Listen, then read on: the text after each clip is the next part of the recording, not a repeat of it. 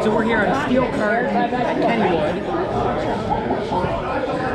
I got your water after. Thank you.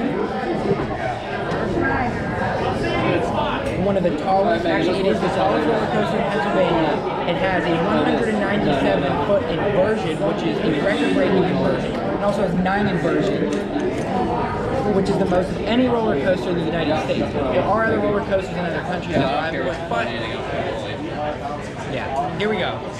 That one part up there.